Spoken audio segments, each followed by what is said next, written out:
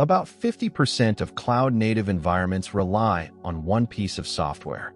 For the last several years, it was maintained by 1 or 2 people working in their free time. Those 2 numbers come from the same sentence in a statement published by the Kubernetes Steering Committee in January 2026. That software is ingress-nginx. It is the thing that takes traffic from the internet and decides which of your services it reaches. On the 24th of March, 2026, its repository was archived. It is now read-only. There are no more releases, no bug fixes, and no updates to resolve any security vulnerability that may be discovered. And here is the part that makes this genuinely dangerous, rather than merely urgent. Nothing broke. Existing deployments keep working exactly as before.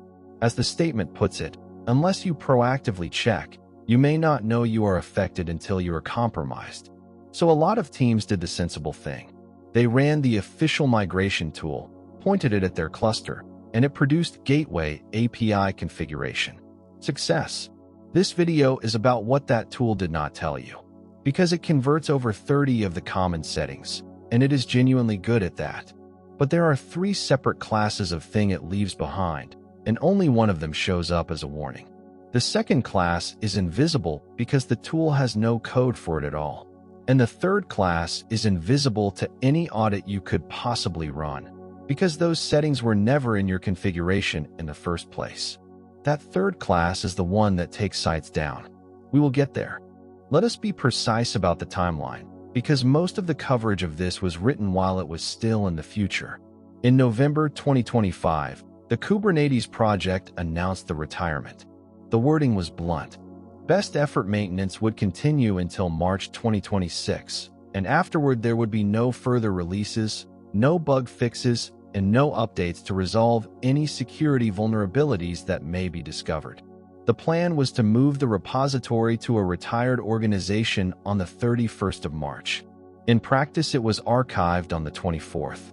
Open it today, and the banner says it is read-only. There was supposed to be a successor. A project called Ingate was started by the same maintainers, and the retirement announcement is candid about how that went. Ingate never progressed far enough to create a mature replacement, so it will also be retired. The replacement was retired alongside the thing it was meant to replace.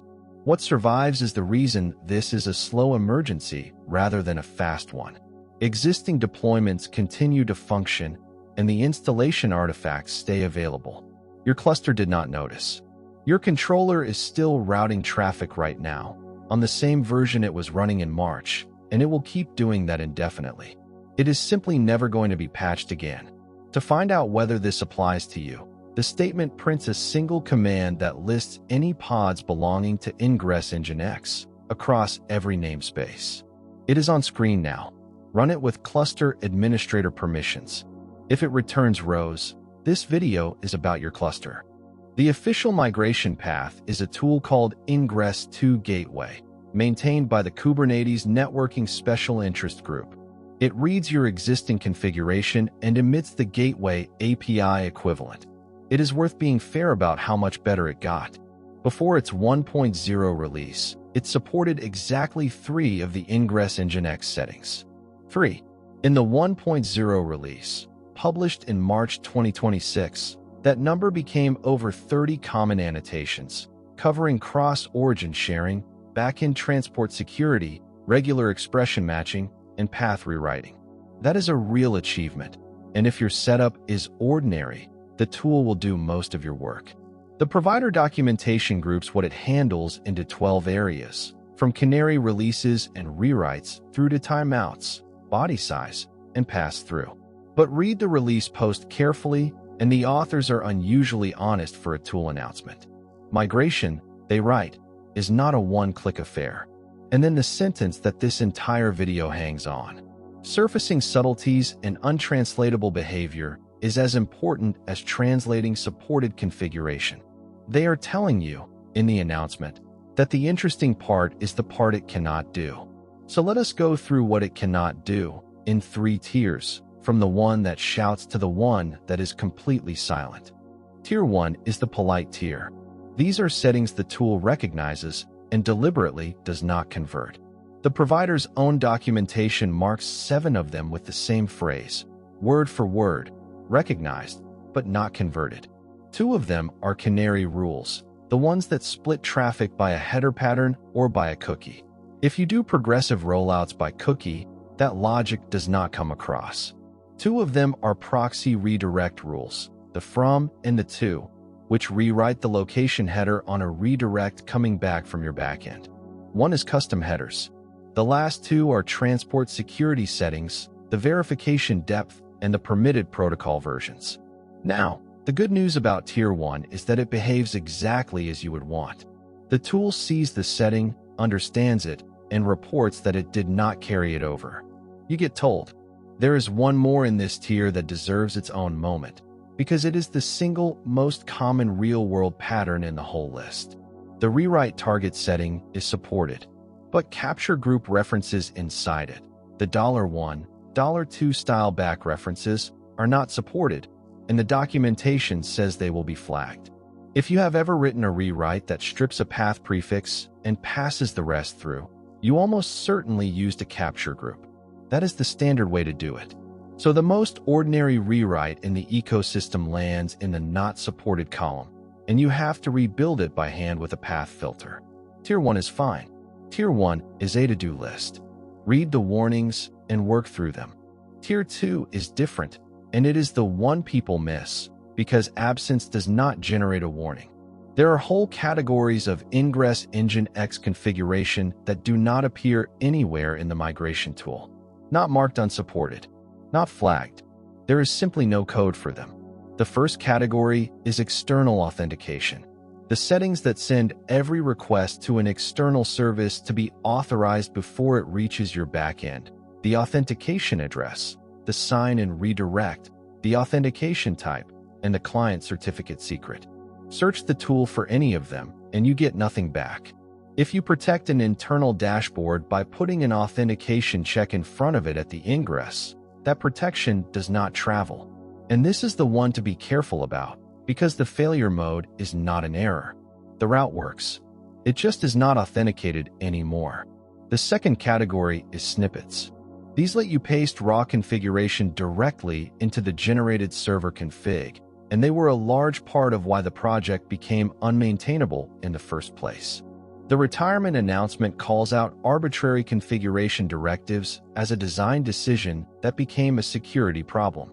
There is no equivalent, because the whole point of Gateway API is that it is a typed, validated resource model rather than a text template. The third category is rate limiting. Requests per second, connection limits, bandwidth limits. None of them appear in the tool. The provider documentation has a catch-all line for this.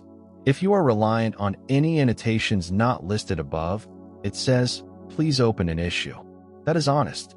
It is also a sentence that means you are writing this part yourself. Now the part that no audit can find. Everything so far assumed the behavior you depend on is written down somewhere as a setting.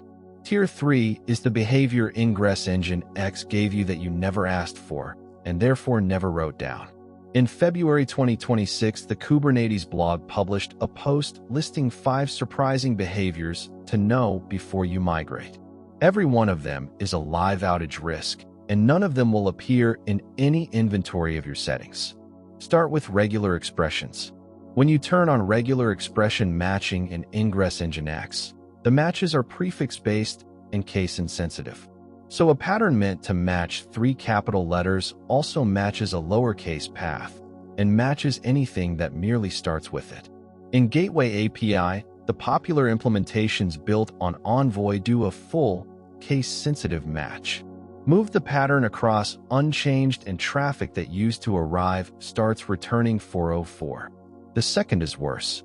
That regular expression setting is not scoped to the route you put it on. Turn it on anywhere for a given host, and every path for that host, across every one of your ingress objects, is treated as a regular expression. A neighboring route you did not touch, with an exact match on it, quietly stops being an exact match. The third is how those two find you. The rewrite setting silently implies the regular expression setting. You never enabled it. Using a rewrite turned it on for the whole host, with every side effect above.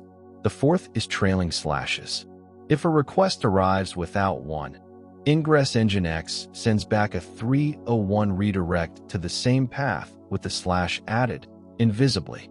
The Kubernetes post is explicit that a conforming gateway API implementation does not silently configure redirects of any kind. If a client or a downstream service depends on that redirect, and one of them always does, migrating without configuring it explicitly causes an outage. The fifth is address normalization.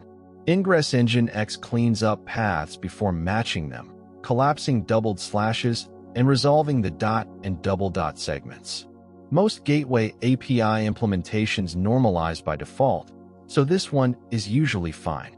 Usually is doing real work in that sentence, and the post tells you to check your implementation rather than assume. Here is the structural point, and it is why a migration can pass every check you know how to run and still be wrong. The standard migration process is an inventory. You export your ingress objects, list every annotation, map each one to its gateway API equivalent, and work the list. That process is correct, and it completely handles Tier 1 and Tier 2. It cannot handle Tier 3, not because you were careless, but because there is nothing to inventory. There is no annotation named case in sensitive matching. There is no annotation named redirect on missing trailing slash. Those behaviors were defaults in the implementation. Search your configuration for all of them, and you will find precisely nothing, and you will correctly conclude your inventory is complete. Your inventory is complete. Your migration is still wrong. There is a second layer to this. Regular expression matching in Gateway API is explicitly implementation-specific. The specification does not fully define the semantics, so the answer depends on which gateway you chose. Two teams migrating the same configuration to different implementations can correctly get different behavior. The Kubernetes post says it plainly. Check with your implementation to verify the semantics. So the only reliable check is not a configuration diff. It is a traffic diff. Compare what the old path actually did with what the new path actually does on real request shapes, including the ugly ones. The paths with the wrong case. The paths missing the trailing slash. The paths with the doubled slash. Those are the requests that were quietly working for years. So, the order to work in. First, find out whether you are affected at all. One command, every namespace, on screen earlier. Existing deployments keep running and never complain, so this will not surface on its own. Second, run the migration tool and treat its warnings as Tier 1. Over 30 settings convert. 7 are recognized and deliberately not converted. Capture group rewrites are flagged. That is your to-do list, and it is the easy part. Third, go looking for Tier 2 yourself, because nothing will prompt you. External authentication, snippets, and rate limiting have no implementation in the tool. If you rely on them, that is design work, not conversion work, and the authentication one can fail open.